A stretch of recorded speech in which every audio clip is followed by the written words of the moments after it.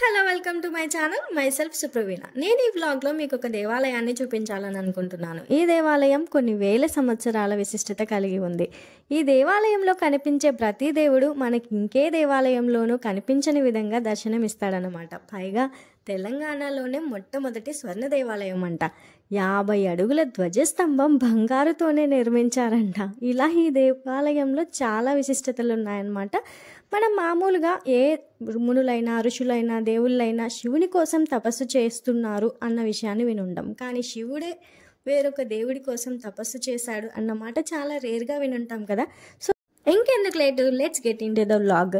ఇంకా ఎవరైనా మన ఛానల్ని కొత్తగా చూస్తున్నట్టయితే please do subscribe our channel. ఈ టెంపుల్ హైదరాబాద్లో బంజారా హిల్స్ రోడ్ నెంబర్ 12లో ఉంటుంది. పూరి జగన్నాథ్ టెంపుల్కి కొంచెం దూరంలోనే ఉంటుంది.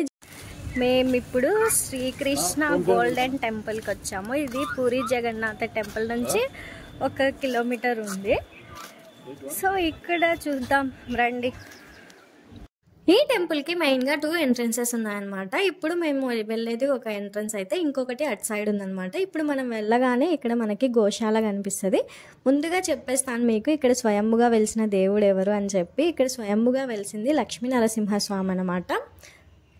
ఈ టెంపుల్ 8వ దశాబ్దానికి చెందిందంట. ఈ టెంపుల్ ఉండి చాలా డేస్ అయినప్పటికి కూడా ఇందులో ఎలాంటి డెవలప్మెంట్ లేదంట ఇంతకు ముందు అయితే. సో అలాంటప్పుడు గవర్నమెంట్ వాళ్ళు ఉంటారు కదా, సో వాళ్ళు ఇస్కాన్ బెంగళూరు ట్రస్ట్ వాళ్ళకి దీన్ని చూపించి డెవలప్ చేయగలరా అని అడిగితే అప్పుడు వాళ్ళు Hare Krishna movement charitable trust ఆధ్వర్యంలో 100 కోట్లతో ఈ టెంపుల్ని నిర్మించినారంట.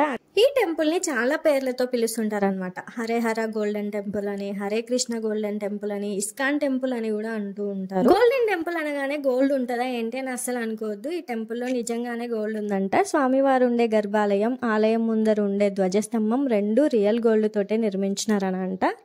ఇక్కడ మనం చూస్తున్నది ఆంజనేయ స్వామి అనమాట. ఈ ఆంజనేయ స్వామికి శ్రీ చతుర్భుజ జప ఆంజనేయ స్వామి అని పేరు.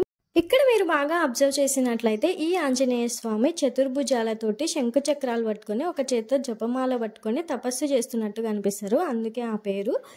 ఇక్కడ ఉన్నది ధ్వజస్తంభం అనమాట. ఇది 50 అడుగుల ధ్వజస్తంభాన్ని కంప్లీట్గా గోల్డ్తోనే నిర్మించారు. ఇక్కడ నుంచి ముందరికి వెళ్తే గుడి లోపలికి అయితే వెళ్తాము. మేము వెళ్ళినప్పుడు అయితే యశోద కృష్ణుంది ఒక చిన్న ఆటలాగా పెట్టున్నారనమాట. అక్కడ నాకు ఇది చాలా క్యూట్గా అనిపించింది.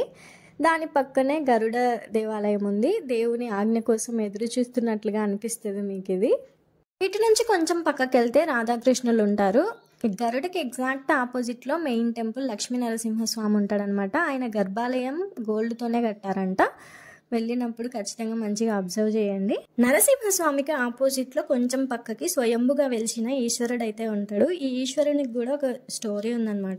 శివుడు నరసింహస్వామి కోసమై మంత్రరాజ పదస్తోత్రం చెప్తూ తపస్సు చేసినప్పుడు నరసింహస్వామి ప్రత్యక్షమై ఆయన శంఖాన్ని శివుని శిరస్సుపై ఉంచాడంట. అందుకోసమే ఇక్కడున్న ఈశ్వరునికి పాంచజన్యేశ్వర స్వామి అని పేరు.